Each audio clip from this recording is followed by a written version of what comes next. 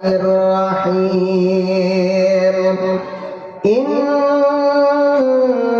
الله وملائكته يصلون على النبي يا أيها الذين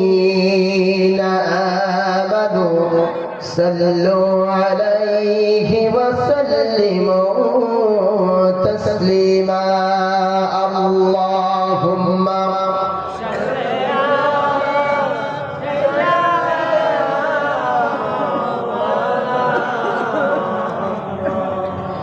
وعلى علي سيدنا مولانا محمد দাও খোদা দাও আমায় আবার ওমর দরজি দিল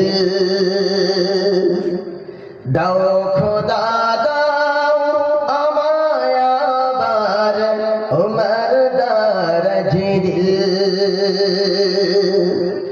দাও আলীর মাতা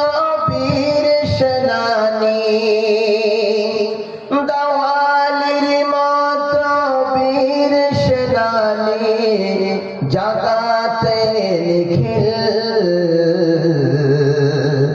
দাও খোদা দাও আমায় আবার ওমর দরজ দিল দাও খোদা দাও আমায় আবার ওমর দরজ দিল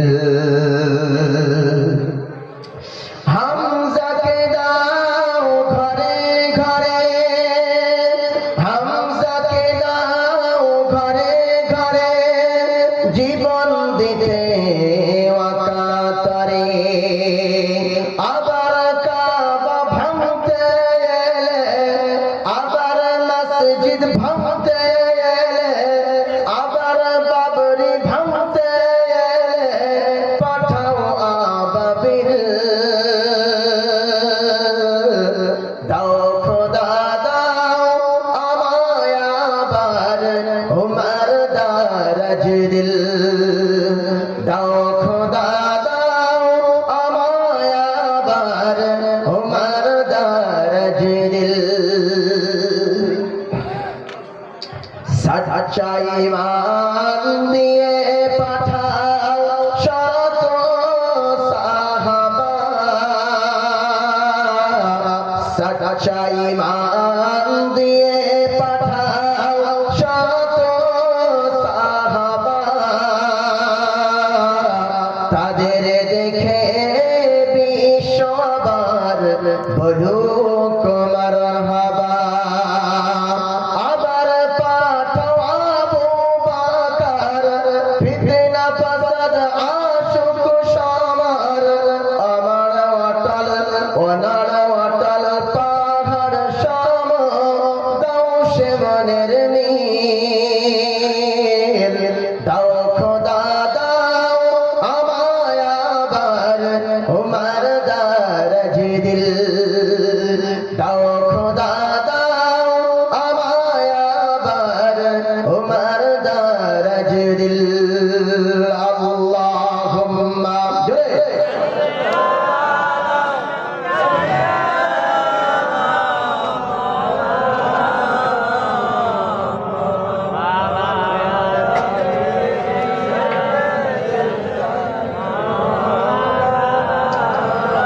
দয়ার নবী করুণার ছবি নবী রাস্তা দিয়ে হেঁটে যায়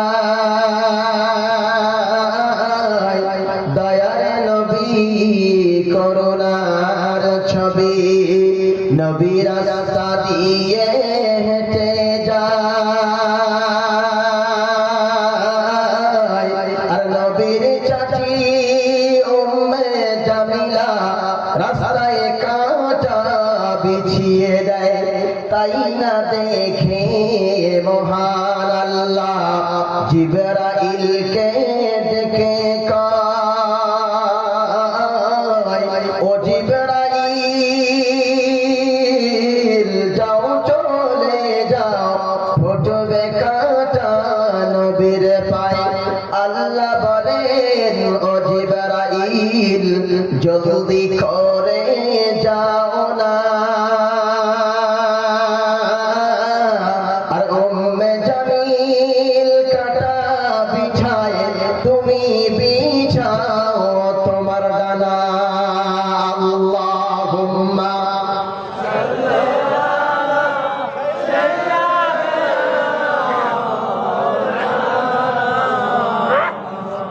وعلى آل سيدنا مولانا محمد সবখানি প্রশংসা নিমিত্ত হোক সেই মহান আল্লাহ রাব্বুল ইজ্জাত ওয়াল জালালের প্রতি, যার আছে ইনফিনিট পাওয়ার, সুপারলেটিভ পাওয়ার, সুপ্রিম পাওয়ার, যিনি সীমাহীন শক্তির মালিক, অপ্রতিদ্বন্দ্বী রাজাধিরাজ, যার বিনা পারমিশনে সূর্য পূর্ব দিক থেকে ওঠে না, যার বিনা অনুমতিতে সূর্য পশ্চিম দিগন্তে ডোবে না, যার বিনা হুকুমে দিন রাতের মধ্যে প্রবেশ করতে পারে না, রাত দিনের মধ্যে প্রবেশ করতে পারে না, জুয়ার ভাটার মধ্যে প্রবেশ করতে পারে না, ভাটা জুয়ারের মধ্যে প্রবেশ করতে পারে না, মৃত জীবিত হতে পারে না, জীবিত মৃত হতে পারে না, সেই মহান শক্তিধর, মহান ইজ্জতওয়ালা, মহান বরকতওয়ালা, মহান সত্তার প্রশংসা করি। আর সবাই সমবেত কণ্ঠে উচ্চ আওয়াজে বলিষ্ঠ স্বরে একযোগে সবাই জোরে বলি আলহামদুলিল্লাহ। হায়াতের মালিককে জোরে বলেন, হায়াতের মালিককে, মউতের মালিককে, ইজ্জতের মালিককে, সম্মানের মালিককে, চেয়ারে বসানোর মালিককে, চেয়ার থেকে এক থাপ্পড় দিয়ে নিচে নামিয়ে দেওয়ার মালিককে, সুদ খাওয়ার মালিককে।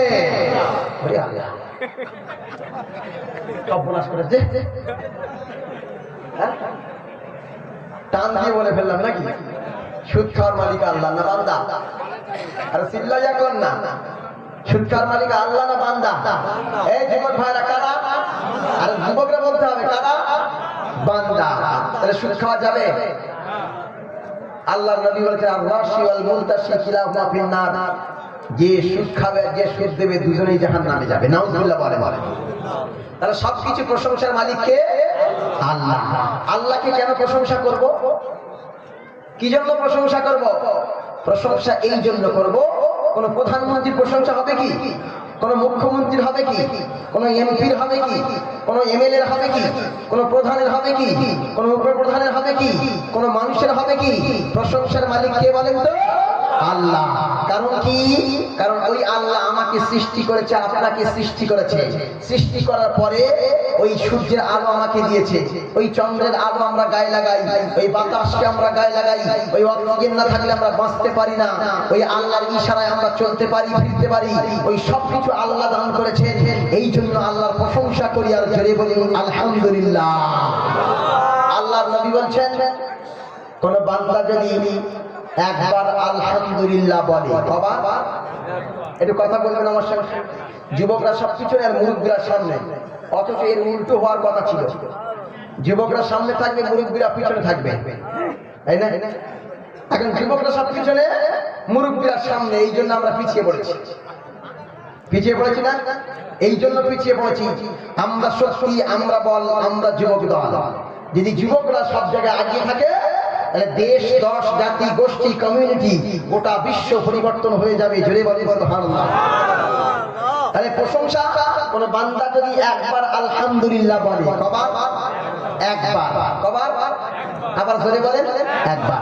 কোন বান্দা যদি একবার আলহামদুলিল্লাহ বলে, আল্লাহর নবী বলছেন তামলাউল মিজান, আল্লাহ মিজানের পাল্লা ভর্তি করে ওই আলহামদুলিল্লাহ বলা ব্যক্তির আমলনামায় সওয়াবটা ঢুকিয়ে দেন। জোরে বলেন সুবহানাল্লাহ।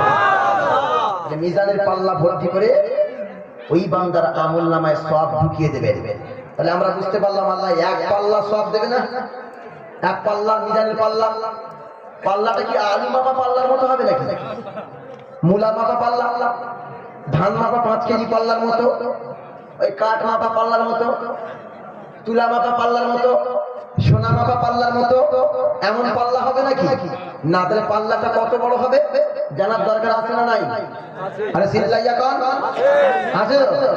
আপনার যদি বক্সের কাছে অসুবিধা হয় উঠে যাবে না, সামনে চলে আসবে। কেমন বক্সের আওয়াজ কম হলে আমরা শুনতে পাবো না, আমাদের গলা বসে যাবে। বুঝতে পেরেছেন? জি জি। তাহলে কোন বান্দা যদি একবার আলহামদুলিল্লাহ বলে, আল্লাহ মিজানের পাল্লা ভর্তি করে সওয়াব লিখে দেয়। এখন আমাদের জানতে হবে যে মিজানের পাল্লাটা কত বড় হবে। এটা ইমরান আনোয়ার বলতে পারবে না, বলতে পারবেন রাসূলুল্লাহ। রাসূলুল্লাহ বলছেন। সাহাবায়ে কেরাম জিজ্ঞাসা করলেন, ইয়া রাসূলুল্লাহ, ইয়া হাবিবাল্লাহ, হুজুর মিজানের পাল্লাটা কত বড় হবে, কত বড় হবে? আল্লাহর নবী বলেন, আল্লাহর হাবিব বলেন, মা বাইনাস সামাওয়াতি ওয়াল আরদ, আসমান আর জমিনের মাঝখানে ফাঁকা জায়গা যত বড়, আমার আল্লাহ রাব্বুল আলামিনের এক একটা মিজানের পাল্লা তত বড়। একবার সুবহানাল্লাহ বলে। তাহলে বুঝলাম আকাশ আর জমিনের মাঝখানে ফাঁকা জায়গায় যত বড়, এত বড় জায়গা ভর্তি করে ওই একবার আলহামদুলিল্লাহ বলা ব্যক্তির আমলনামায় সওয়াবটা ঢুকিয়ে দেবেন। যদি বলেন সুবহানাল্লাহ। তাহলে আমরা আরেকবার আলহামদুলিল্লাহ বলি। আলহামদুলিল্লাহ।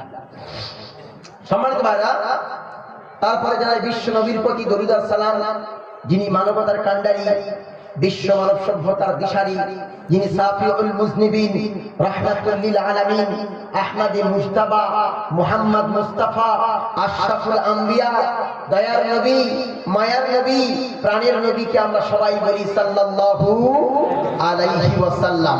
আল্লাহর নবী বলেছেন, কোন বান্দা যদি আমার নবীর প্রতি একবার দরুদ পাঠ করে, আল্লাহ তার উপরে 10টা রহমত বর্ষণ করে। জুড়ে বলি সুবহানাল্লাহ। তাহলে দরুদ পাঠালাম।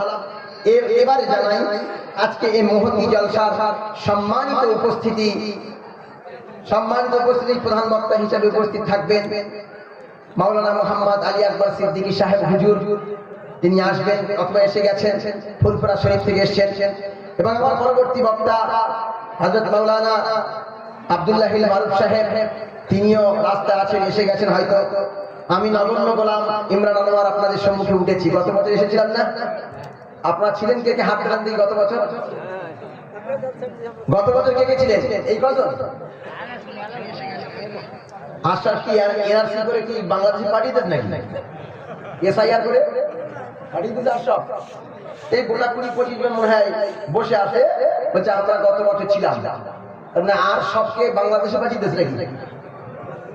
এখন পশ্চিম বাংলায় এমন একটা সমস্যা চলছে, মানুষের ভালো করে খাওয়া হচ্ছে না, ভালো করে ঘুম হচ্ছে না, ভালো করে দুটো কথা খুলে বলতে পারছে না, কারণ ভিতরে ব্যথা।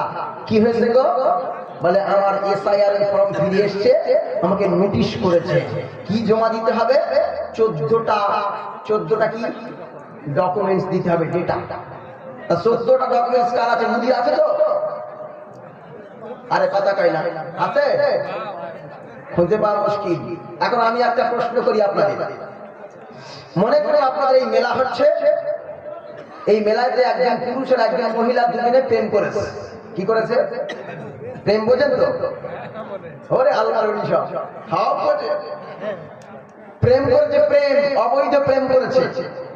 প্রেম করার পরে দুজনে মেলামেশাও করেছে। করার পরে পেটে বাচ্চা এসে গেছে। এখন 10 মাস 10 দিন পরে বাচ্চাটা হয়েছে। হওয়ার পরে ওই বাচ্চাটা একটা ঝোপের পাশে ফেলে দিয়ে গেছে। এখন আমি যাচ্ছি, যেতে যেতে দেখলাম বাচ্চাটা কাঁদছে, কাপড় জড়াতে ট্যাঁ ট্যাঁ ট্যাঁ ট্যাঁ করে কাঁদছে। এখন ওই বাচ্চাটা জন্ম সার্টিফিকেট কোথায়? কথা কয় না? জন্ম সার্টিফিকেট কোথায়? তার বাপের নাম কি? তার মায়ের নাম কি? তার জন্ম সার্টিফিকেট কোথায়? তার আধার কার্ড কোথায়? তার প্যান কার্ড কোথায়? তার ভোটার কার্ড কোথায়? তার আপনার কিনা পাসপোর্ট কোথায়? তার সিটিজেনশিপ কার্ড কোথায়? বলেন দেখি। তাহলে ওই লোকটা, ওই বাচ্চাটা কোন দেশের নাগরিক হবে গো? ওই বাচ্চাটা কোন দেশের নাগরিক হবে? জি, মসজিদ দেশে। মসজিদ দেশে তো বার করে দিচ্ছে তো।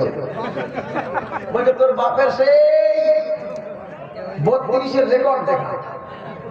তা আমরা আয়লার মানুষ, আয়লা দুর্গম এলাকার মানুষ সব উড়ে গেছে, সব ভেসে গেছে, কোনো কাগজপত্র নেই। তার মানে আমরা ভেসে কি এই মানে মঙ্গল গ্রহে চলে যাবো নাকি? কি বললেন? হ্যাঁ, আয়লা সব উড়ে গেছে, আয়লা সব উড়ে গেছে, তাহলে কি করে সে কাগজ দেখান বলে? আমি আমারও ডেকেছিল, কিসের জন্য? আমারও ডেকেছিল হেয়ারিং করার জন্য। আমি একটা পোস্ট করেছিলাম যে আমি কিভাবে হেয়ারিং করলাম আর কি কি ডকুমেন্টস জমা দিলাম। এটা আজকের দিনের জন্য সবচাইতে জরুরি, তাই না? মানুষ এই নিয়ে আতঙ্কে আছে, ভয়ে আছে, আসলে আমার অস্তিত্ব ঠিক নেই, আর জলসা শুনবো কি, তাই না? আমি আপনাকে আশ্বাস দিচ্ছি, ইনশাআল্লাহ আমাদের কারো নাম বাদ যাবে না, ইনশাআল্লাহ বলেন ইনশাআল্লাহ। তবে যাদের যাদের নোটিশ এসছে তাদেরকে আমি একটু নোটিশটা জানিয়ে দিই। কি জানিয়ে দিচ্ছি? নোটিশটা যে আমাদের কি কিভাবে আমাদের কি করতে হবে, হেয়ারিং করতে হবে। দেখেন একটুখানি বলে দেবো যে আমার বক্তব্য শুরু করবো। আমার বক্তব্য শেষ করে থাকবেন সবাই। কই দেখি কে কে থাকে, হাত তোলেন তো দেখি। সবাই হাত তোলেন। মাশাআল্লাহ, ওয়াদা করলেন কেউ যাবেন না ইনশাআল্লাহ। তবে ইনশাআল্লাহ আমি 2 ঘন্টা 2.5 ঘন্টা যা দিয়ে যাব আপনারা ওতেই পরিতৃপ্ত হয়ে যাবেন ইনশাআল্লাহ বলেন। এখন আমার মানে হিয়ারিং এর জন্য ডেকেছে, অথচ আমার 8টা ডকুমেন্টস আছে, এখানে নেট চলছে না। আবার 8টা ডকুমেন্টস আছে, ওই ডকুমেন্টসগুলো বের করো। 8টা ডকুমেন্টস দিয়েছি, তার সঙ্গে 4টে আরো ফর্ম আছে। এটা আমি আপনাদেরকে উল্লেখ করে বুঝিয়ে দিয়ে যাবো ইনশাআল্লাহ। ইনশাআল্লাহ বলেন ইনশাআল্লাহ। এখন নেতাদের কাজ আমাদের করতে হচ্ছে, কারণ নেতারা তো চায় যে মানুষ পেরেশানিতে পড়ুক, আর পেরেশানিতে পড়ে আমার কাছে আসুক। আমার কাছে আসলে আমি একটু সাহায্য করব, আর ভোট নেওয়ার সময় কি বলবো, এই তোর ফর্ম ফিল আপ করে দিলাম না, আমার ভোটটা দে, মানে সুযোগে সব ব্যবহার করবে, তাই না? তাহলে ওইটা আমি আপনাদেরকে বলে যাব, আপনার নিশ্চিন্তা থাকবেন ইনশাআল্লাহ। ইনশাআল্লাহ বলেন। সম্মানিত ভাইরা, আজকে গোটা পৃথিবীর দিকে আপনি লক্ষ্য করুন। লক্ষ্য করলে আপনি দেখতে পাবেন গোটা পৃথিবীতে মুসলমান মার খাচ্ছে। কারা মার খাচ্ছে ভাই? মুসলমান। কোথায়? বাংলাদেশে কে মার খাচ্ছে? মুসলমান। মায়ানমারে কে মার খেলো? মুসলমান। সে চীনের রাখাইন শহর, রাখাইনের গ্রামে কে মার খেলো? মুসলমান। এই ইন্ডিয়ায় মার খাচ্ছে কি? আবরার মুসলমান। আপনার পাকিস্তানে মার খাচ্ছে মুসলমান, আফগানিস্তানে মার খাচ্ছে মুসলমান, রিদ্রিয়া, সোমালিয়া, হার্জগোভিনিয়ায় মার খাচ্ছে মুসলমান, ইরাকে মার খাচ্ছে মুসলমান, ইরানে মার খাচ্ছে মুসলমান, ফিলিস্তিনে মার খাচ্ছে, লক্ষ লক্ষ কোটি কোটি মানুষ শহীদ হয়ে গেছে মুসলমান। গোটা বিশ্বে আজ মুসলমান মার খাচ্ছে কেন? পৃথিবীতে সবচাইতে জনসংখ্যায় বেশি হচ্ছে খ্রিস্টান, দ্বিতীয় নম্বরে আছে মুসলমান, প্রায় 200 কোটি। কোটি 200 কোটি মুসলমান আছে, অথচ সেই 200 কোটি মুসলমান মার খাচ্ছে। পৃথিবীতে প্রায় 57টি মুসলিম রাষ্ট্র আছে। কটা? 57টি মুসলিম রাষ্ট্র। এই 57টি মুসলিম রাষ্ট্র থাকার পরে মুসলমান মার খাচ্ছে। পৃথিবীতে হিন্দু রাষ্ট্র একটাও নাই। কটা নাই? একটাও নাই। তারপরেও আমরা মুসলমানেরা কি করছি? মার খাচ্ছি। মার খাচ্ছি কেন? আমাদের কারণেই আমরা মার খাচ্ছি। এবার আসুন, আমি যে কথা বলতে বলছিলাম, ডকুমেন্টস। ডকুমেন্টস আপনি কি করবেন আমার দিকে খেয়াল করেন। 1 নম্বরে আপনাকে যে নোটিশটা এসছে, নোটিশ, ওই নোটিশের নিচে একটা সই করবেন, বাংলায় অথবা ইংরেজিতে। যে সই করতে পারেন না, বাম হাতে টিপ দেবেন। কি দেবেন? টিপ দেবেন। এই টিপটা এসেছে 1400 বছর আগে থেকে, 1449 বছর আগে থেকে। আল্লাহ কোরআনের ভিতরে বলেছেন যে আমি মানুষের আঙ্গুলের অগ্রভাগ তৈরি করতে পারি। ধীরে বলেন সুবহানাল্লাহ। এ সম্পর্কে বলবো। 1 নম্বর, ওই ফর্মটি নিচে সই করবেন, ওটা উপরে রাখবেন। 2 নম্বর, এসআইআর একটা ফর্ম ফিল আপ করেছিলেন না, ওই এসআইআর এর ফর্মটা তারপরে রাখবেন। 3 নম্বরে, যদি আপনি মাধ্যমিক পাস, উচ্চ মাধ্যমিক পাস হন, হয় অ্যাডমিট কার্ড রাখবেন, না হয় স্কুল সার্টিফিকেট রাখবেন 3 নম্বরে। 4 নম্বরে কি রাখবেন? আমার বাবার 2002 এর ভোটার লিস্টটা, যদি আপনার বাবার থাকে ভোটার লিস্ট আপনি দেবেন, আপনার থাকলে আপনারটা দিয়ে দেবেন ইনশাআল্লাহ বলেন। এরপরে হলো, এরপরে 5 নম্বর, পাসপোর্ট আমার আছে, আমি দিয়েছি, আপনার না থাকলে দেওয়ার দরকার নাই। 6 নম্বর, আইডেন্টি কার্ড সবার আছে, যারা আমরা ভোটার, আইডেন্টি কার্ডটা 6 নম্বরে দেবেন জেরক্স করে। তারপরে 7 নম্বর, প্যান কার্ড। প্যান কার্ড আমাদের প্রায় সবার আছে। 8 নম্বরে, আধার কার্ড সবার আছে। 9 নম্বরে বাবার আইডেন্টি কার্ড সবার আছে কম বেশি। 10 নম্বরে বাবার আধার কার্ড। এই 10টি ফর্ম আপনি সুন্দরভাবে সাজাবেন এবং প্রত্যেকটার নিচে সই করবেন। কি করবেন? প্রত্যেকটার নিচে সই করবেন। যখন আপনার ডেটা দেখবে, তথ্যগুলো দেখবে, তখন একবার ফটো তুলে নেবেন অথবা ভিডিও করে নেবেন যে আপনি তথ্য জমা দিলেন কিনা, অথবা আপনাকে রিসিপ্ট দেবে যে আপনি তথ্য জমা দিয়েছেন কিনা, তার প্রমাণপত্র হিসেবে রিসিপ্ট দেবে। এইটুকু করবেন, আর কিছু করতে হবে না ইনশাআল্লাহ। বলেন ইনশাআল্লাহ। তাহলে এবার ভয় মুক্ত, এবার আসলে কোরআনের দিকে যাই। সম্মানিত ভাই আমার, গোটা পৃথিবীতে মুসলমান আজ মার খাচ্ছে কেন জানেন? তার অনেক কারণ আছে। কারণ আমাদের কারণেই আমরা মার খাচ্ছি। আমরা নিজেরা নিজেদের পায়ে কুড়াল মেরেছি, আমরা নিজেরা নিজেদের দোষে ফেসে গেছি, আমরা নিজেরা নিজেদের পাপের কারণে আজকে আমাদেরকে এত ভোগ করতে হচ্ছে। কারণ এই মুসলমান অপমানিত হচ্ছে, অপদস্থ হচ্ছে। গোটা বিশ্বের দিকে লক্ষ্য করলে লক্ষ্য করতে পাওয়া যায় যে গোটা পৃথিবীতে আজ মুসলমান মার খাচ্ছে কেন? মার খাচ্ছে কেন? 1 নম্বরে আমি আমার গবেষণা মতে যেটা পেয়েছি, 1 নম্বরে হলো আমরা আল্লাহর কোরআন ছেড়ে দিয়েছি।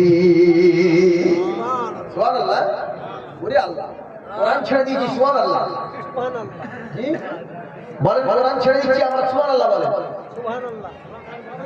হ্যাঁ, আমরা কোরআন ছেড়ে দিয়েছি। কোরআন, কারণ এই কোরআন এসেছিল আমাদের পথ দেখাতে। কি দেখাতে? সঠিক পথ দেখাতে। আল্লাহ রাব্বুল আলামিন বলেন, হে পৃথিবীর মানব মণ্ডলী শোনো শোনো, আমি রাব্বুল আলামিন আল্লাহ কোরআনকে কেন পাঠিয়েছি জানো? আল্লাহ রাব্বুল আলামিন বলেন, লিতুখরিজান নাসা মিনাজ যুলুমাতি ইলান নূর বিইذনি রাব্বিহিম ইলা সিরাতিল আজিজিল হামিদ। জোরে বলুন আল্লাহু আকবার। আরেকবার জোরে বলুন আল্লাহু আকবার। আমি আপনাদের দুটো কথা বলবো। 1 নম্বর, আমি যখন বাম হাত তুলবো সুবহানাল্লাহ বলবেন। কি বলবেন? সুবহানাল্লাহ। আর যখন কোরআনের আয়াত বলে ছেড়ে দিয়ে ডান হাত তুলবো তখন আল্লাহু আকবার বলবেন। দুটো কাজ আপনাদের পারবেন তো? বাম হাত তুললে কি বলবেন? সুবহানাল্লাহ। আর কোরআনের আয়াত বলে ছেড়ে দিয়ে ডান হাত তুললে পারবেন তো ইনশাআল্লাহ? ইনশাআল্লাহ বলেন। আল্লাহ রাব্বুল আলামিন বলেন, আমি কোরআন কারীমকে কেন পাঠিয়েছি শোনো শোনো। রব্বুল আলামিন আল্লাহ কোরআনুল কারীমের মধ্যে স্পষ্ট করে জানিয়ে দিচ্ছেন, লিতুখরিজান নাসা মিনাজ যুলুমাতি ইলান নূর। রব্বুল আলামিন আল্লাহ বলেন, আমি মানুষকে অন্ধকার থেকে টেনে নিয়ে আলোর দিকে নিয়ে আসার জন্য এই কোরআন কারীমকে আমি আল্লাহ পাঠিয়েছি। জোরে বলুন সুবহানাল্লাহ। ওইদিকে হচ্ছে অন্ধকার, লাইট নেই, তাই না? ওইদিকে লাইট নেই বলে অন্ধকার, কিন্তু এদিকে লাইট আছে বলে আলো আছে না? তা কোরআনের একটা নাম হলো লাইট, নূর। কি নাম? কি নাম? নূর। আল্লাহ বলছেন, আমি তোমাদের কাছে দুটো জিনিস ছেড়ে গিয়েছি। কি কি? একটা হচ্ছে কোরআন, একটা হাদিস। একটা কোরআন, একটা হাদিস। তো এই কোরআন তোমাদেরকে আলো দেখাবে, পথ দেখাবে। এই পথ আমরা ভুলে গিয়েছি, এই জন্য মার খাচ্ছি। কি গো, কোরআনের কাছে আসতে পারি নাই। যদি আমি প্রশ্ন করি, এখানে যে হাজার হাজার মানুষ বসে আছেন, এই হাজার হাজার মানুষের মধ্যে কোরআন পড়তে পারি কজন? হাত বেশি উঠবে না কম উঠবে? আমি হাত পালালে একটু লজ্জা লাগবে, অনেক পালাবে। হাত বেশি উঠবে না কম উঠবে? কম উঠবে। যদি বলি যে কারা অর্থ বুঝতে পারি, হাত ধরেন, হাত বেশি উঠবে না কম উঠবে? কম উঠবে। যদি বলি তাফসীর কারা বুঝতে পারি, হাত বেশি উঠবে না কম উঠবে? কম উঠবে। যদি বলি এই কোরআনকে মেনে আমল করতে পারি কজন, হাত উঠবে বলে মনে হয় না, তাই না? সুতরাং আমরা কোরআনকে ছেড়ে দেওয়ার কারণে অপমানিত হয়েছে। গোটা পৃথিবীতে মুসলমান মার খাচ্ছে কোরআন ছেড়ে দেওয়ার কারণে। কারণ কোরআন এসেছিল আমাদের সম্মান দেওয়ার জন্য, আমাদের সম্মানের চেয়ারে বসানোর জন্য, আমাদের সম্মানিত করার জন্য। কোরআন কারীম সম্মান দেওয়ার জন্য আসলো। এই কোরআন যার সঙ্গে লেগে যাবে তার সম্মানটা বেড়ে যাবে। জোরে বলুন সুবহানাল্লাহ। এই কোরআন কারীম আল্লাহ রাব্বুল আলামিন লৌহে মাহফুজে রাখলেন। লৌহে মাহফুজে রাখার কারণে লৌহে মাহফুজের সম্মান বেড়ে গেল। আবার লৌহে মাহফুজ থেকে আল্লাহ এই কোরআন কারীমকে genuine authentic authentic special messenger জিবরিল আলাইহিস সালামের মাধ্যমে আল্লাহ কোরআন কারীমকে এই পৃথিবীতে পাঠিয়েছেন।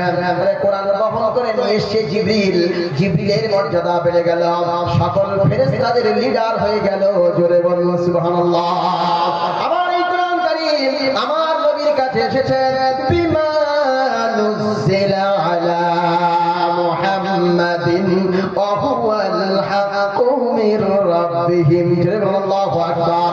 আল্লাহ রাব্বুল আলামিন বলেন এই কোরআন কারীম আমি আমার নবীর কাছে পাঠালাম। নবীর কাছে পাঠানোর কারণে আমার নবীর মর্যাদা বেড়ে গিয়ে সকল নবীদের সম্রাট হয়ে গিয়েছে। জোরে বলুন সুবহানাল্লাহ। শুধু তাই নয়, মুহাম্মদ সাল্লাল্লাহু আলাইহি ওয়াসাল্লাম যখন গারে হেরাতে ছিল, গারে হেরা যেখানে তিনি সাধনা করতেন, আল্লাহর ইবাদত করতেন, ওখানেই কোরআন প্রথমবার নাযিল হলো। ইকরা বিসমি রাব্বিকাল্লাযী খালাক খালাকাল ইনসানা মিন আলাক ইকরা ওয়া রাব্বুকাল আকরামুল্লাযী আল্লামা বিল কলম আল্লামাল ইনসানা মা লাম ইয়ালাম। আল্লাহু আকবার। তাহলে গারে হেরায় কোরআন নাযিল হলো। আচ্ছা, গারে হেরার মর্যাদা বেশি না আপনাদের ওই হাজারদুয়ারি যে গর্ত আছে, অনেক জায়গায় বলেন ঘোড়ার আওয়াজ শোনা যাচ্ছে, এই হাজারদুয়ারি গর্তের মর্যাদা বেশি। অনেক সময় দেখবেন যে আমরা আজমির শরীফে যাই, আজমির শরীফে গিয়ে একটা গর্তে কান দিয়ে শুনি, বলে আগেকার নাকি ঘোড়ার আওয়াজ শোনা যায়, পায়ের আওয়াজ। ওই গর্তের মর্যাদা বেশি না ওই আপনার কিনা এই গারে হেরার মর্যাদা বেশি? গারে হেরা। কেন? এই গারে হেরায় আল্লাহ কোরআন নাযিল করেছে, তাই জোরে বলুন সুবহানাল্লাহ। মক্কার মদিনার মর্যাদা বেশি না আপনাদের শাহবাগপুরের মর্যাদা বেশি? কেন? ওখানে আল্লাহ মক্কায় কোরআন নাযিল করেছে তাই মাক্কি সূরা, মদিনায় কোরআন নাযিল করেছে তাই মাদানী সূরা। সুবহানাল্লাহ বলবেন না? তার মানে হলো কোরআন যার সঙ্গে লেগে যাবে তার সম্মানটা বেড়ে যাবে। মুহাম্মদ সাল্লাল্লাহু আলাইহি ওয়াসাল্লাম এই গারে হেরা থেকে কোরআনটা নিচে নামিয়ে আনলেন। মুহাম্মদ সাল্লাল্লাহু আলাইহি ওয়াসাল্লাম গারে হেরা থেকে কোরআনটা নামিয়ে আনলেন, নামিয়ে এনে পৃথিবীর মানুষের কাছে দিলেন। আর কোরআনুল কারীমের মধ্যে আল্লাহ রাব্বুল আলামিন বলেন, পৃথিবীর মানুষ গারে হেরায় তো 5টা আয়াত নাযিল হলো, ওখান থেকে নিয়ে এসে আমি আল্লাহ পৃথিবীর বুকে পাঠিয়ে দিলাম। উতার কর গারে হেরা সে সুয়ে কম আয়া, উতার কর গারে হেরা সে সুয়ে কম আয়া, एक नुस्खा और एक किमिया साथ लाया। मोहम्मद सल्लल्लाहु अलैहि वसल्लम गारे हेरा থেকে কোরআন নামিয়ে আনলেন।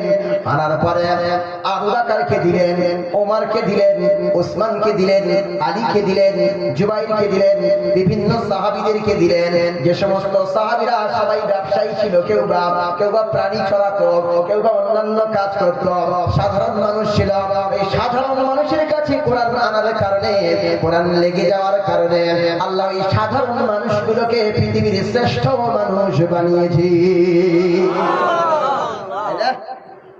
আবু বকরকে কেউ চিনতো? ওমরকে কেউ চিনতো? উসমানকে কেউ চিনতো? আলীকে কেউ চিনতো? কেউ চিনতো না। কিন্তু কোরআনের সঙ্গে যখন লেগে গিয়েছে তখন পৃথিবীর শ্রেষ্ঠ মানুষে পরিণত হয়েছে। ছেড়ে বলেন সুবহানাল্লাহ। আর আমরা কোরআন ছেড়ে দেওয়ার কারণে পৃথিবীর সবচাইতে নিকৃষ্ট মানুষে পরিণত হয়েছে। এক নম্বর। এরপরে আসুন, এই কোরআন যে রেহেল কাঠের উপরে আছে, রেহেল কাঠ এটা প্লাস্টিকের, অনেক কাঠ হয়, কিসের কাঠের হয়? দেখেছেন কোনদিন যে বর্ষাকাল বৃষ্টি হচ্ছে, কোনো কাঠ শুকনো নেই, জ্বালানি, এদিকে আবার গ্যাস নেই, এদিকে আবার কারেন্ট নেই, ইন্ডাকশন কুকার রান্না করবে, কোথাও কোনো জ্বালানি পাওয়া যাচ্ছে না। তাড়াতাড়ি গিয়ে ঘরের ভিতর থেকে ওই ছোট্ট একটা টুকরো কাঠের টুকরো রেহেল কাঠটা দা দিয়ে কেটে জ্বালানি তৈরি করে চুলার ভিতরে দিয়ে রান্না করেছে। দেখেছেন কি? কেউ দেখেছেন যে রেহেল কাঠ দিয়ে রান্না করছে? কেন? কারণ হচ্ছে এই কোরআনের সঙ্গে রেহেল কাঠের সম্পর্কটা জুড়ে গেছে। সুবহানাল্লাহ বলেন। এরপর অনেক জায়গায় দেখবেন এই কোরআনের গায়ে একটা কাপড় লাগানো থাকে, কাপড় দিয়ে মোড়া থাকে, ওর নাম কি? ওর নাম জুজদান বলে, কেউ বা কাবার বলে, কেউ বা আবার কি বলে, ওর নাম বলে যে কোরআনের লাগানো একটা কাপড়। এই কাপড়টা কি কোনোদিন কেউ দেখেছেন যে কোথাও কোনো কাপড় পাওয়া যাচ্ছে না, ঘরটা মোছা হবে, হঠাৎ করে কোরআন থেকে কাপড়টা খুলে নিয়ে পাকা বাড়ি, সুন্দর ঘর মোছা লাগাচ্ছে ওই কাপড়টা দিয়ে। ওই টেবিলটা বুঝতে পারেন আপনি এই কাপড়টা দিয়ে? মাইক মোছা যাবে, হাত মোছা যাবে, মুখ মোছা যাবে? কেন যাবে না? কোরআনের সঙ্গে একটা ছোট্ট কাপড়ের টুকরা, এই কাপড়ের টুকরা যদি লেগে যায় তার মর্যাদা বেড়ে যায়। আর আমি আপনি যদি কোরআনকে আমার জীবনের সঙ্গে লাগিয়ে দিতে পারি, আমার জীবনের সঙ্গে যদি সিলেক্ট করতে পারি, আমার জীবনের সঙ্গে যদি সম্পর্ক জুড়ে দিতে পারি, এই কোরআন আমাকে জিরো থেকে হিরো বানিয়ে দেবে। জোরে বলে সুবহানাল্লাহ, তাই না? আমরা আজকে কোরআন ছেড়ে দিয়েছি। ও জামানা মে মুআজ্জিজ থি মুসলমান হোকর हम खार बने हो तारीके কোরআন হোকর। সে যুগের মুসলমানেরা কোরআনকে গ্রহণ করার জন্য, কোরআনকে ধারণ করার জন্য, কোরআনকে বাস্তব জীবনে আমল করার জন্য তারা শ্রেষ্ঠ মানুষ হয়েছিলেন। আর এই যুগের মানুষেরা কোরআনকে ছেড়ে দেওয়ার জন্য সবচাইতে নিকৃষ্ট জাতিতে, মার খাওয়া জাতিতে পরিণত হয়েছে। কথা ঠিক না ভুল? আমরা এক নম্বরে কোরআন ছেড়ে দিয়েছি। দুই নম্বরে মার খাচ্ছি কেন? আসুন দুই নম্বরে মার খাচ্ছি কেন বলি। দুই নম্বরে আমরা একতাবদ্ধ নাই, দলবদ্ধ নাই, আমরা ভেঙে গিয়েছি, আমরা পাট পাট করে ভাগ করে ফেলেছি। তুমি কে? আমি হানাফি। তুমি কে? আমি শাফি। তুমি কে? আমি মালিকি। তুমি কে? আমি হাম্বালি। তুমি কে? আমি সুন্নি। তুমি কে? আমি শিয়া। তুমি কে? লম্বা টুপি। তুমি কে? গোল টুপি। তুমি কে? গোল পাঞ্জাবি। তুমি কে? খাড়া পাঞ্জাবি। তুমি কে? বুকে হাত বাঁধা। তুমি কে? নাভির নিচে হাত বাঁধা। তুমি কে? জোরে আমিন বলা। তুমি কে? আস্তে আমিন বলা। তুমি কে? সূরা ফাতিহা করে কিরাত পড়া। তুমি কে? এক রাকাত মানে এক রাকাত বেতের পড়া। তুমি কে? 3 রাকাত বেতের পড়া। তুমি কে? 8 রাকাত তারাবি পড়া। তুমি কে? 20 রাকাত তারাবি পড়া। ভাগ করিস না আমরা? আরে মসজিদে মারামারি আছে না নাই? আছে না নাই? আছে। আমরা নিজেরা নিজেদের দলবদ্ধকে ছোট্ট ছোট্ট ছোট্ট ছোট্ট করে ভাগ করে ফেলেছি। এই জন্য তারা বুঝতে পেরেছে এরা তো দলে হালকা হয়ে গেছে, এরা তো দুর্বল হয়ে পড়েছে। তার মাংস রাগ করলেন, সারা বললাম বলে রাগ করলেন। তালবের শাহ আল্লাহ একটা শালা, কামার শালা, পাট শালা, পান্ত শালা, এই সময় শালা বলেন কেন? রাগ করছেন মনে হয়? মুরব্বীরা রাগ করছেন নাকি? আপনারা রাগ করবেন না, আমি ধ্বংস হয়ে যাবো। তাহলে খবরদার রাগ করবেন না, আপনারা দোয়া করবেন আমার জন্য, বলতে পারি।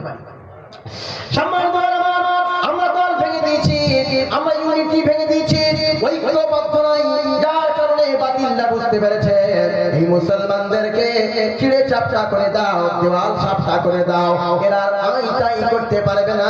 এই জন্য গোটা পৃথিবীর মুসলমানদের উপরে অত্যাচার স্টিমরোলার চলছে, কিন্তু অন্য মুসলমান কোনো কথা বলছে না।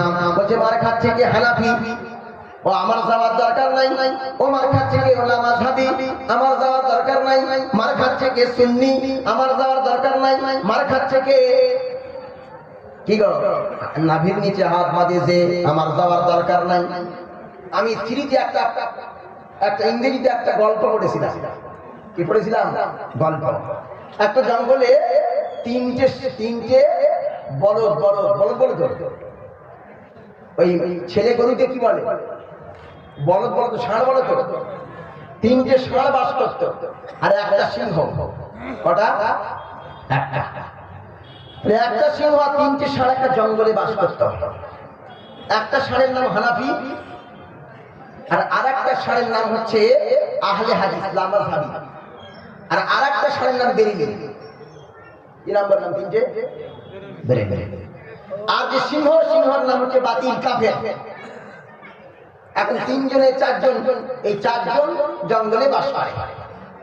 হঠাৎ করে সিংহ গিয়ে ঘাট করে গিয়ে লাফলে 3 জনের ঘাড়ে গিয়ে পড়েছে। যখন 3 জনের ঘাড়ে গিয়ে পড়েছে, তখন হানাফি আর লামাযহাবী আর এদিকে আপনার কিনা বেরেলী 3 জনে এমন গুঁতো মেরেছে কাফের দল চিৎকার দিয়ে চেঁচা চেঁচা করে ছুটে পালিয়েছে। এইবারে সিংহ মনে মনে করল, তিনজন তো এক জায়গা হয়ে আছে, আমি যদি তিনজনের উপরে অ্যাটাক করি তাহলে তিনজনে আমার পেটের ভিতরে সিং ঢুকিয়ে দিয়ে নাড়ি ভাড়ি বার করে দেবে। এইবার সিংহ মনে মনে করল, এদের তিনজনের মাঝখানে ঝগড়া লাগাতে হবে। তিনজনের মাঝখানে ঝগড়া লাগিয়ে দিল। বলছে, এই হানাফি শোন, আহলে হাদিস কিন্তু বুকের উপরে হাত বাঁধে। তখন হানাফির সঙ্গে আহলে হাদিসের বন্ধুত্ব ছুটে গিয়ে শত্রুতা হয়ে গেল। আবার এদিকে আবার কিনা হানাফিকে বলল, ওই বেরেলি কিন্তু দাঁড়িয়ে কিয়াম পড়ে, ওর সঙ্গে তুই চলতে পারবি না। তাহলে তিনজনা শত্রু হয়ে গেল না গেল। এইবার যখন শত্রু হয়ে গেল, কেউ কারোর মুখ দেখছে না, মসজিদেও যাচ্ছে না, ঘর থেকে বারো হচ্ছে না। যে রাস্তায় হানাফি যায় সে রাস্তায় অন্য দল যায় না, আবার যে রাস্তায় আহলে হাদিস যায় সে রাস্তায় সুন্নি যায় না, আবার যে রাস্তায় বেরেলি যায় ওই রাস্তায় আবার হানাফি যায় না। তাহলে তিনজনের মধ্যে শত্রুতা তৈরি হয়ে গেছে। যখন কঠিন শত্রুতা তৈরি হয়ে গেছে, তখন সিংহ গিয়ে হালুম করে গিয়ে হানাফির ঘাড় মুখকে ধরেছে, একটা ষাঁড় ধরেছে, ধরার পরে তাকে মেরে ফেলেছে। দূর থেকে বেরেলি দেখছে আর আহলে হাদিস দেখছে, ও শালা তো হানাফি করেছে, যাওয়ার দরকার নেই। তারপরে সিংহ হানাফিকে খেয়ে ফেলল। তারপরে এইবার আহলে হাদিসের ধরার কারণে বেরেলি বলছে, ও শালা আহলে হাদিস, ও শালা মরুক, আমার যাওয়ার দরকার নাই। আহলে হাদিস মরেছে। এবার তারপরে দিন বেরেলির পালা। বেরেলির যখন ঘাড় মুখকে ধরেছে, বলছে, বাবা রে ছেড়ে দে। বলছে, শালা আগে তুই দেখেছিস দুজন মরেছে, তোর শিক্ষা হয় নাই এখনো, তাই না? তার মানে হলো, আমরা কে হানাফি, আমরা কে শাফি, আমরা কে মালিকি, আমরা কে হাম্বলি, আমরা এটাই ডিসাইড করে একে অপরের মাধ্যমে শত্রুতা বানিয়ে ফেলেছি। আমরা যদি এটা মনে করতাম ওটা হলো আল্লাহর বান্দা আর মুসলমান হিসাবে যদি সবাইকে দেখতাম, পৃথিবীর কোন কাফের মুশরিক এই মুসলমানদের উপরে রক্তচক্ষু দেখাতে পারতো না। জোরে বলুন সুবহানাল্লাহ। পারতো না। আমরা এক মসজিদে 10টা দল বানিয়েছি, ঐক্য ভেঙে ফেলেছি। মুসলমানদের ঐক্য ভেঙে যাওয়ার কারণে আজকে মুসলমান সবচাইতে নিকৃষ্ট জাতিতে পরিণত হয়েছে। আপনাকে ঝাঁটা দেখেছেন? ঝাঁটা বলে, ঝাড়ু বলে, ওটা কি দিয়ে তৈরি হয় বাবা? নারকেলের কাঠি, নারকেল কাঠি। আচ্ছা, নারকেল কাঠি দিয়ে ঝাঁটা তৈরি হয়। ওই ঝাঁটায় কাঠি থাকে কটা? একটা থাকে। কটা থাকে? একটা থাকে না? এই দেখ বলে, হ্যাঁ। আমি বললাম নারকেলের কাঠিতে, নারকেলের এই ঝাঁটাতে একটা কাঠি থাকে। বলছে হ্যাঁ। মানে বক্তব্য বুঝছে না, সেটা দিচ্ছে। এক বক্তা রাত 12টার সময় উঠে বলছে, ভাইরা আমার, পেঁয়াজ খাওয়া হারাম। ও ঘুমিয়ে শুনছে পেঁয়াজ খাওয়া হারাম। এখন বাড়িতে গিয়ে বলছে, হুজুর বলেছে পেঁয়াজ খাওয়া হারাম, তুই পেঁয়াজ দিয়ে রান্না করছিস মানে? সকালবেলা উঠে শুনছে ওটা পেঁয়াজ বলেনি, ওটা পেঁয়াজ বলছে। পেঁয়াজ মানে সুদ খাওয়া হারাম। ভালো করে শুনতে হবে, ভালো করে উত্তর দিতে হবে। কি করে? ঝাঁটাতে একটা কাঠি থাকে না, কত কাঠি থাকে? 100 কাঠি অধিক থাকে। ওই কাঠি কিন্তু শুধু সবাই হাত দিয়ে ধরে না, একটা দড়ি দিয়ে বাঁধতে হয়। বাঁধতে হয় কি হয় না? সম্মানিত আপনাকে যদি আমি বলি, একটা ঝাঁটার কাঠি দিয়ে এই মজলিসটাকে সুন্দর করে পরিষ্কার করুন, পরিষ্কার কি করা যাবে নাকি? যাবে না। যদি 100 কাঠি দিয়ে বলি পরিষ্কার করুন, তাও ভালো করে পরিষ্কার করা যাবে না। কেন? কোনো দড়ি দিয়ে বাঁধা নেই, বার হয়ে চলে যেতে পারে। আবার যখন 100 কাঠি দেওয়ার পরে একটা দড়ি দিয়ে সুন্দর ভাবে বেঁধে দেব, তখন ওই ঝাঁটার কাঠিগুলো এদিক ওদিক যাবে না। ওই ঝাঁটা দিয়ে সমাজ পরিষ্কার করা সম্ভব, দেশ পরিষ্কার করা সম্ভব, গোটা পৃথিবী ঝাঁটিয়ে পরিষ্কার করা সম্ভব। আমি একা হলে ব্যক্তি, আর আমরা সবাই হলে মহাশক্তি। ওই শক্তি ইমানি দড়ি দিয়ে বাঁধলেই মুসলমান যদি আমরা সবাই হতে পারি, তাহলে পৃথিবীর কেউ আমাদেরকে মারতে পারবে না। আমরা ঝাঁটা দিয়ে গোটা বিশ্ব ঝাঁট দিয়ে পরিষ্কার করে দেব। আমরা শিক্ষা অর্জন করি না, আমরা ঐক্য ভেঙে ফেলেছি, যার কারণে আমরা আজকে মার খাওয়া জাতিতে পরিণত হয়েছে। 3 নম্বর হলো আমরা নামাজ ছেড়ে দিয়েছি। কি ছেড়ে দিয়েছি? নামাজ। সত্যি বলেন, নামাজ ছেড়ে দিইনি? আপনাদের মসজিদে ফজরের জামাতে লোক কটা হয়? ইমাম সাহেব আছে? ইমাম সাহেব কই? আপনি ইমাম সাহেব, ফজরের জামাতে লোক কজন হয়? জি, লজ্জায় বলতে পারছেন না। 10 জন? হ্যাঁ, 15-20 জন, মনে করেন 15-20 জন। তা এই মেলায় তো 1 লাখ লোক ঘুরতেছে, আর ফজরের জামাতে মাত্র 15 জন, 20 জন।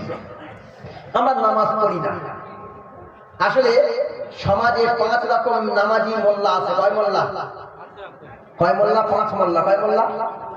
5 মোল্লা। আরে বক্তব্য তো এখন শুরু করিনি, সবে তো ইন্ট্রোডাকশন, সূচনা হয়েছে। 5 মোল্লা আছে, 5 শ্রেণীর মোল্লা আছে। কয় মোল্লা? 5 শ্রেণী। 1 নম্বর মোল্লা হলো ইদু মোল্লা। ইদু মোল্লা শুধু ঈদের সময় নামাজ পড়ে, রোজার ঈদে নামাজ পড়ে শুধু পায়েস খাওয়ার জন্য, আর বকরা ঈদে নামাজ পড়ে গরু শুধু খাওয়ার জন্য। যারা শুধু ঈদের সময় নামাজ পড়ে এই মোল্লার নাম হলো ইদু মোল্লা। ইদু মোল্লা। 2 নম্বর হলো রমজান মোল্লা। রমজান মোল্লা কি করে? সারা বছর নামাজ পড়ে না, সবে বরাত যেদিন হয়ে গেল সেদিন রাতে এসে সারা রাত নামাজ পড়ে, পড়ার পরে ওখান থেকে 15 দিন পরে গিয়ে এইবার রোজা শুরু করে আর নামাজ পড়ে। কখনো পড়ে কখনো পড়ে না, গোলে মারে জায়গা দিন, এরম করে খালি পথ দিন। এইবার সারা মাসটা রমজান মাস চলে গেল, যাওয়ার পরে চাঁদ রাতের দিন ভালো করে দাড়িটা কামিয়ে নিল, মাথার চুলটা কেটে ফেলল, ফেলার পর ঈদের দিন বান্দা আমার সবার সামনে দাঁড়িয়ে ঈদের নামাজ পড়ে নিলাম। সারা বছর যে নামাজ পড়ে না, রমজান মাসে যে নামাজ পড়ে তার নাম হলো রমজান মোল্লা। কি মোল্লা? রমজান মোল্লা। কেউ রমজান আছে নাকি? কে আছে? ওরে আল্লাহ।